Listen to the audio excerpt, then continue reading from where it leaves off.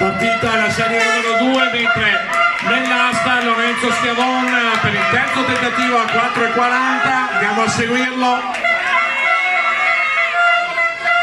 e supera.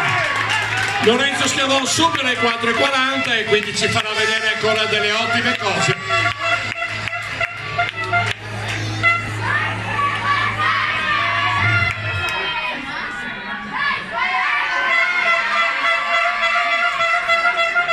Attenzione alla gara del disco con Luca Lucchese del Bruniera Trenitali che ha appena lanciato, ma nei 400 è decisamente avanti. Sara Pezzetta, Marignani, Roberta Sudine, 58,69 il suo personale.